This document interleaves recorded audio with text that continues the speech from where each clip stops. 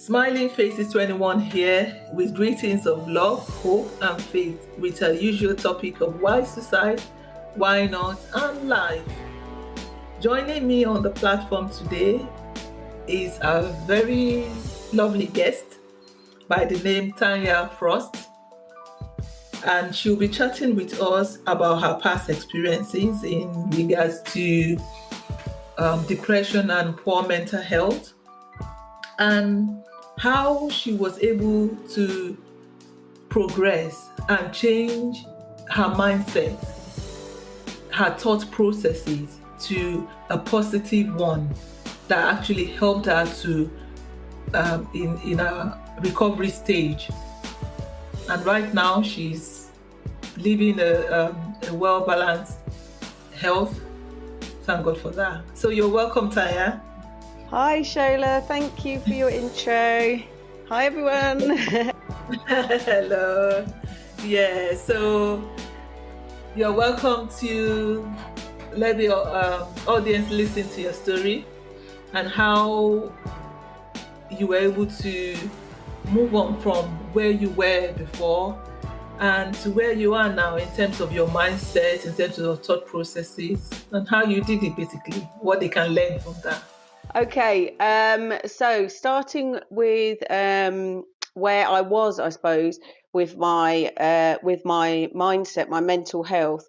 So when I was quite a lot younger, like late teens, early 20s, I had a period of depression. I feel like I had two separate periods of quite poor mental health, and this was the first. And I relate to kind of suicidal thoughts. I definitely had suicidal thoughts, but not to the point that I really particularly acted on them. I think I always, I guess, knew that that wasn't what I wanted. It's just that it didn't feel like there was any other way out. But obviously, because I realised that that wasn't what I wanted, that's probably why I didn't actually go ahead and act on anything. But I wasn't in a great place. And I just That's didn't good. It's good that you didn't act on it.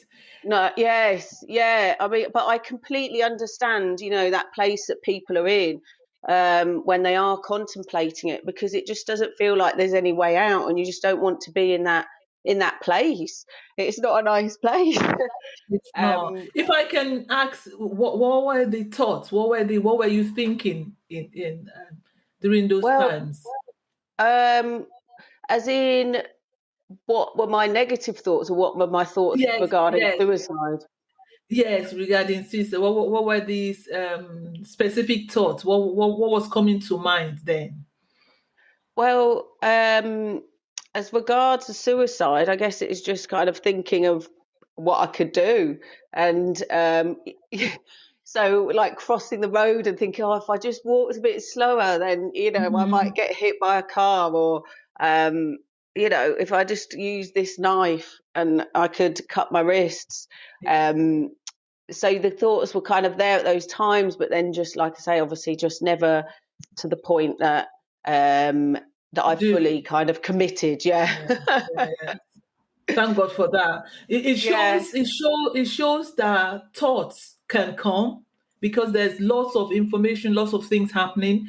Thoughts can actually come, but uh, we should be able to know. I mean, it's not everybody that is able to know No. when not to do it or to stop it or to try and remove the thought that is not positive or Yeah. that is not good for us. So that is another Yeah. another aspect that. Yes, I think it's interesting, really. You kind of highlight that, we have these thoughts, but we are not our thoughts. We do have some control over our thoughts. And the thing is, when you're in that place, you don't realize that, and you don't um, feel like that, and you don't think logically like I would think logically now. And a lot of Yeah, people, which is why a lot of people, if they don't have these thoughts, don't necessarily kind of understand how you could do something like, commit suicide, because they don't understand the place that you're in, And you're not in a place where you're thinking logically. You're not in a place that you're thinking about the people you leave behind necessarily. But yes, like I was saying, it's interesting to highlight that we are not just those thoughts.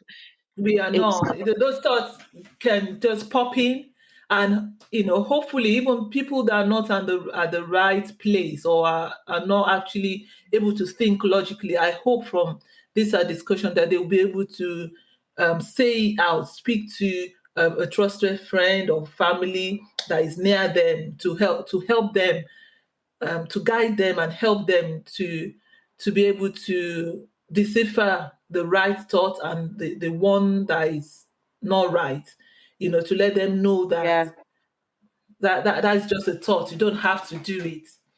Yeah, definitely. I mean, talking about it is just it's so valuable because, like you say, it can um, bring you around and give you that logical aspect, and just alleviates a lot of pressure by talking about it. And this is something that I never actually did.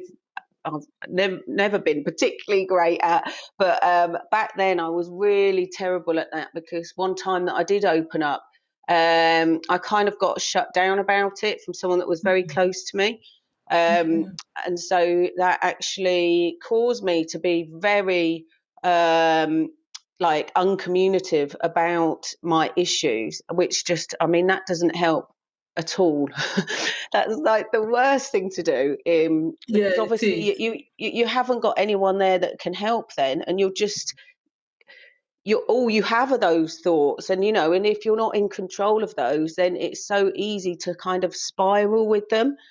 Mm. I think what I've noticed is, your thoughts, you spiral a lot with your thoughts. So you can do this positively and negatively, but obviously if you're in a place where you're depressed, this is a negative spiral. So things just get worse and worse, and you're adding to it.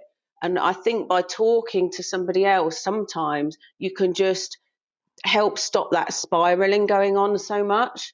So you're not getting into such a dark place. But by being left alone, like with your thoughts kind of getting kind of worse. So talking, I think, it is such a big thing to do. And I mean, I think it's great that these days we seem to be trying to get a bit better as a society of, making it a lot more acceptable to talk about these things.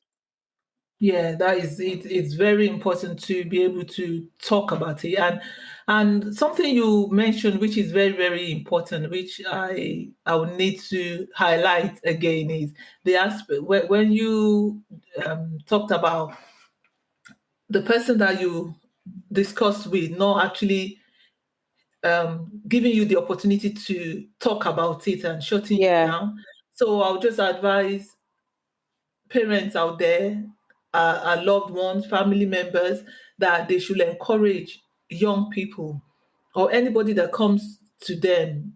That shows they have a level of trust for them or closeness, just to be able to talk, even if they can't at that particular point in time do anything. The fact that they're just listening, the listening here helps a lot as well. What do you yeah. think? Yes, definitely, definitely. Just having that avenue open, for somebody really to kind of know that they can come to you. I mean, it's probably had a big influence on, how I am as a parent actually, and that it's a real key thing for me that I want my children to always be able to come to me and speak to me. Um, so I think that is encouraged from the start. You always, it's so difficult with young kids as well, because they just can chat chat chat, but Yeah. you know um you've got to kind of, as a parent, I think, understand that if you're kind of shutting them down on smaller levels, then they're not going to maybe come to you on bigger things, if you see what I Yes. mean. So I think it's really important to just, as much as possible, keep that avenue open for kind of communication with your children, and kind of listening to them and trying to take in all the stuff that they're telling you about, which is just, it can sometimes seem to us, when we've got so much going on, that it's a minor thing, but to them it's a big thing. So I It's a think, big thing to them. It yeah, is. It is. yeah, I tell you, it is, because if they realize and they know that you are listening, and there as well, they Mm. won't actually go to the wrong places Yeah. to seek for help What directly and indirectly. So they will come, they will be more encouraged to actually speak up and speak with parents. Yeah. So yeah, I agree with you on that. Yeah, I Um, think no what I always think, no one's gonna want the best for my children as much as me. So I just would much rather they would come to me and try and if they ever need any advice, or I might not necessarily be able to help them, but hopefully I'd be able to point them in the right direction if I right couldn't. direction. Yes, that's it. Yeah. And yeah, you wanted to share you said it was in two levels, two Yes. different times. Yeah, so and it's a really probably quite an unusual way that I feel like the first phase actually I kind of seemed to snap out of quite quickly in a way, but then I was into a lot of other um stuff going on personally. So what happened is my dad was diagnosed with a brain tumor. At this point I was at uni, so I was Sorry probably. about that. Thank you.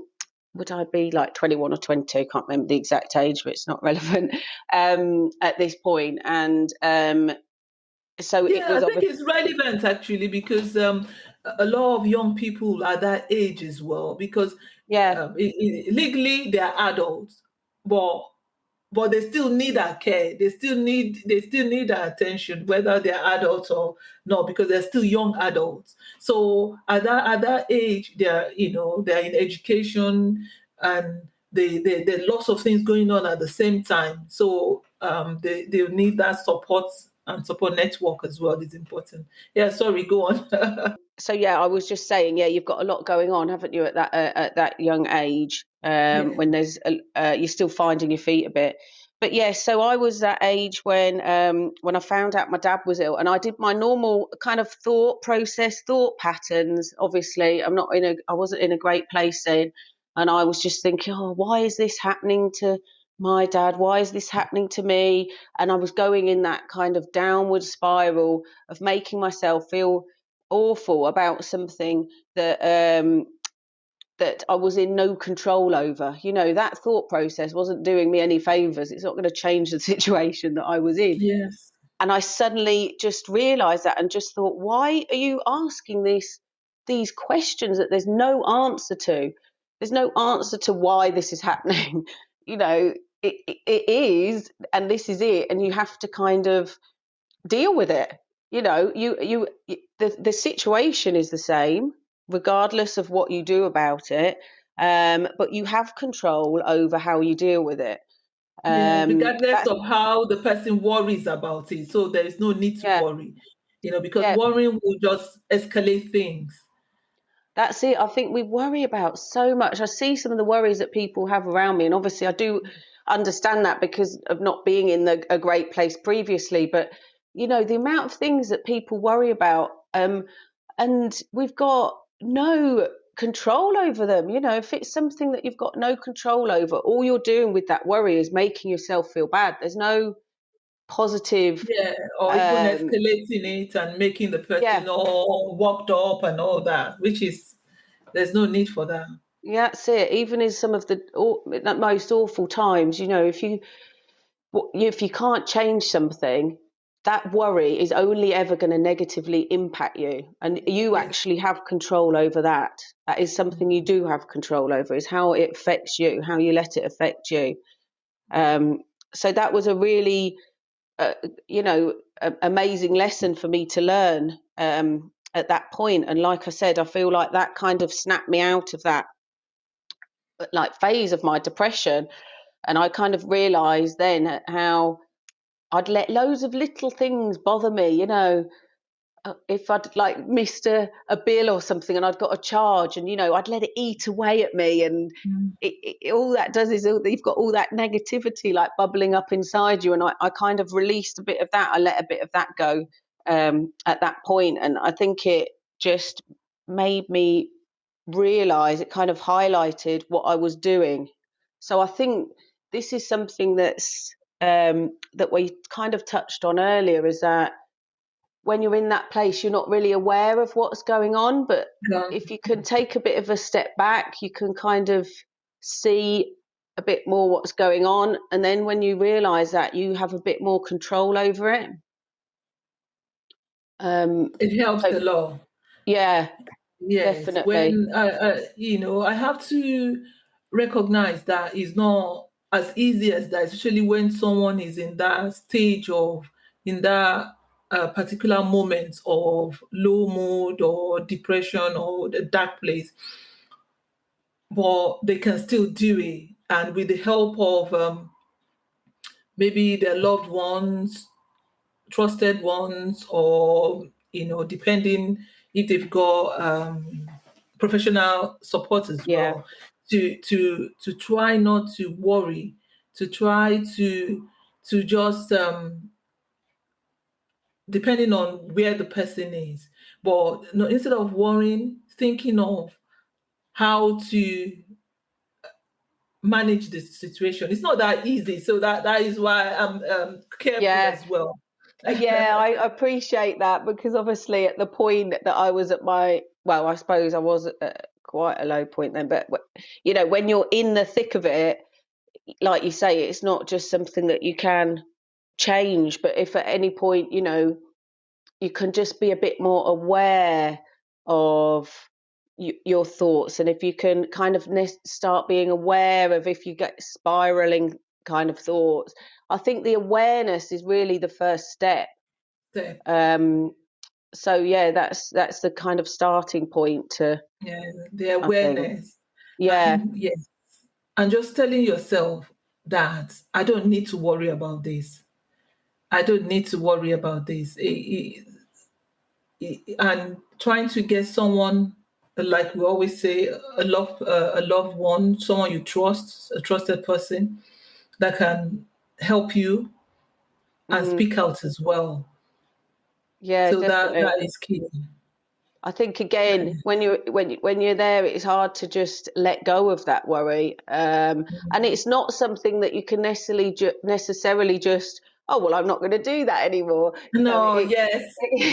it takes a bit of work, and it's a kind of ongoing process, really.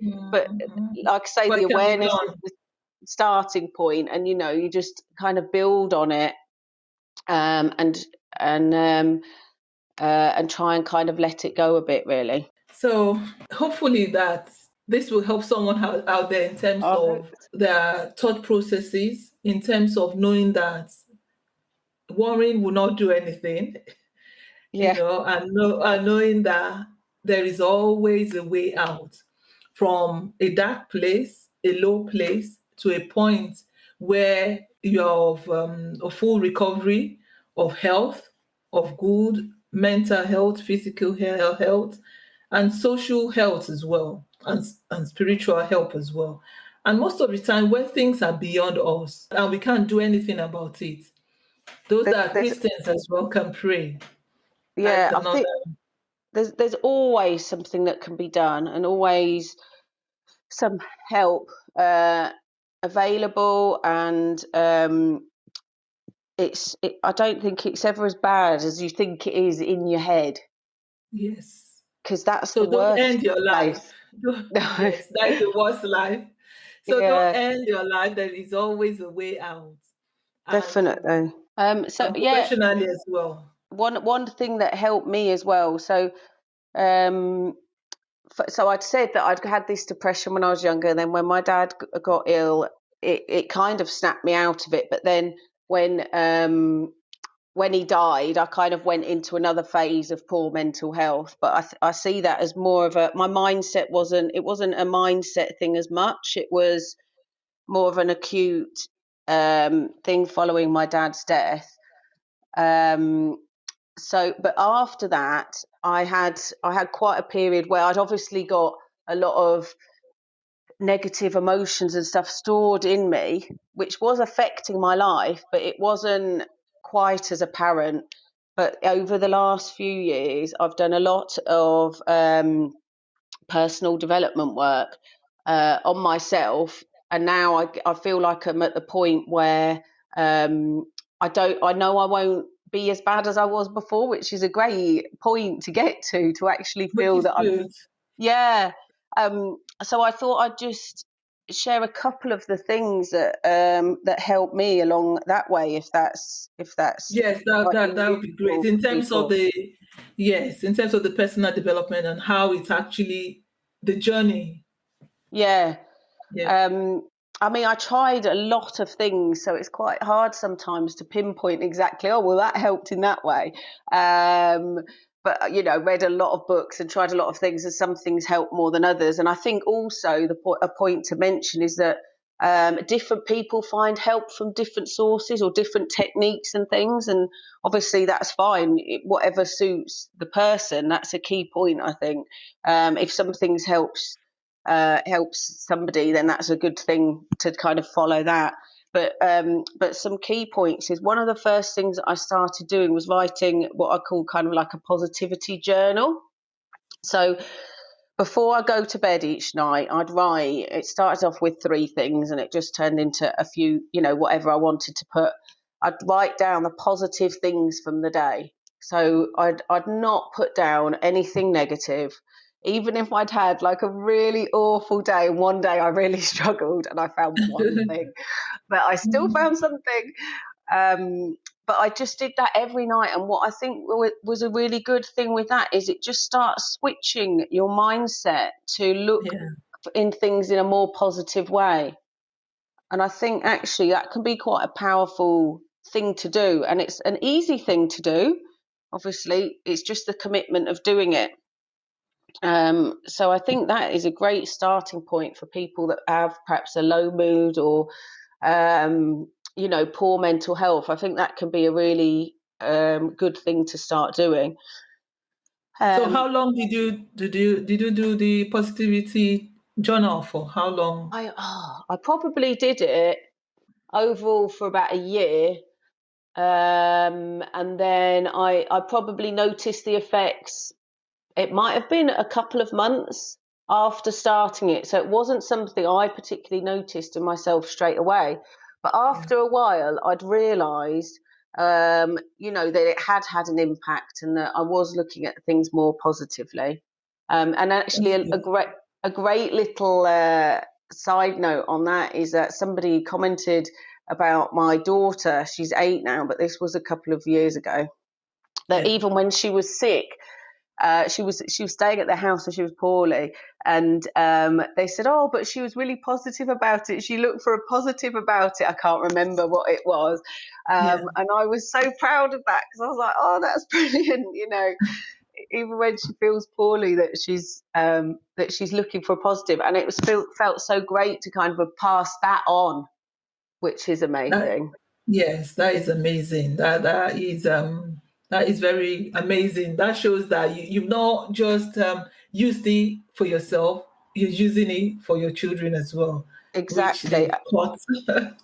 Yeah, and I Yeah. can see a few differences in my daughter as my mental health and my mindset's got better. I feel like she's more confident as I have got more confident. So it's amazing the impact that you can have on others by just changing your mindset. Mindset. Um, yeah, the impact that actually can have on the people around you. And obviously, when it's your children, it's lovely to see that. It is. It is. Apart from the positivity journal, what is there any other thing you would like to add to it that helped for Yeah, I the? mean, so a couple of the things are maybe a bit more specific to what my issues were, but I'm sure a few people are going to have some other similar type things. It's kind of basically letting go of some of the stored baggage I was carrying around. So everybody has got their own baggage for whatever's gone on in their life, any hurts that they've had. So a couple of big ones for me were that. I learned that I had to forgive people. That it That was is all, key. yeah. This was a really big one for me actually, and honestly, the next day after I did this, it felt like a huge weight had been lifted. Um, when I'd done this, and what I kind of realised I needed to do was to, like I say, to forgive people for where I felt like I'd, they'd done me a wrong, and I was carrying all this around with me. And I think sometimes people struggle with this concept because they think that, well, I can't forgive them because they've done me a wrong. But actually, in holding on to it, you're not affecting them in any way. You're not. It's affecting the person. It's only affecting you, and you're carrying all Yes. this round, and all it's Mm-hmm. doing is ruining your life. And Yes. so I forgave them for me, not for them. I forgave Yes, them for for me. you. Well And it, done. thank you. And basically, when I do my personal development, there's a lot of tears going on. That's how I'm like releasing my emotion, my built up negative energy. So I had like a night where I was just kind of just a mess, crying and kind of forgiving these people and just letting it all out. But like I said, the next day I felt like a huge weight had been lifted. And so I'm assuming, I think a lot of people probably do have that as regards, holding on to grudges potentially, or, not being able to forgive people. And fair enough, they're probably about things that are, they can be about things that are very serious. But again, I just kind of want to highlight that holding on to them really only negatively affects us. Yeah, it So only negatively affect the person. And yeah. what's very important as well is the fact that you forgive someone, which is very important to forgive so that the person can move on, doesn't mean that the person have to fall into the same mistake again. No, that doesn't mean, Mm. because it's important to walk with wisdom as well, and to care for oneself. But is it important to forgive Yeah. for the And person to be actually, able to move on? just to point out, the people that I was forgiving, I have no contact with now. So it actually kind of, it's not like I have a relationship with them now, but I just forgave them in me, like in my heart. Yes. I forgave them, and that Yeah. was what released it. So it might not necessarily be people that are around you still, Yeah. but yeah, just to kind of point that out. Um, It's that. Yeah. Do you want to add anything before we end the podcast? I was just going to say another thing that helped me, which is again a bit more specific, is I'd realised, obviously, I'd said that my dad was ill. He then died from the brain tumour, and I didn't really let myself grieve about that. I held on to a lot of emotion about that. I kind of held it all back at the time to try and be strong and be there for people, which never does you any favours. Yeah. I mean, it did help at the time, but what I did Mhm. was just sat on all that emotion for a long time. Yeah. So I realised that I needed to actually grieve. So again, I just kind of allocated just some time for myself to really feel it and really release that and really let it Yes. go, and just Mm, cried. to Um, cry. Yeah. yeah, now when I To cry, release it I love whichever way. it. Yes. I love There's it nothing when I wrong in cry because I'm crying. like, good, I'm getting rid of my baggage. Like, Yes. go, I don't want it anymore. No. No. Don't hold it. Let it go. Yeah. So anything. I mean, everyone's going to have more specific things that are perhaps to them, but just trying to release that baggage that we're all carrying around. That really is a key thing as well. I think, to just having a more positive, well balanced mindset. That is very interesting in terms of, and thanks for all those specific points that is in relation to yourselves and your recovery. So Thank thanks, you. Tanya. And I Thanks, Jenny. believe that one person or as many people as possible will be able to relate with this as well, and will be able to use it in relation to their own recovery and Yeah. how they will continue their life in a more holistic well-being. Yeah, I hope so. Obviously, it can be quite difficult sharing a lot of information, but I always just think, if I can help one person with that, then that means the world to me. Honestly, it really does. So Yes. I hope that somebody can get something from the Hope podcast. That this. would be amazing. Yes. I believe so. Okay, thanks a lot, Tanya. On that note, we'll bring the podcast to a close by Okay, saying that keep smiling, keep laughing, and know that there is always a way out. thank So you. do not end it. Just keep smiling, keep laughing, and know that there is always a way out of any mess. So, on this note, I say God bless and ciao. Bye.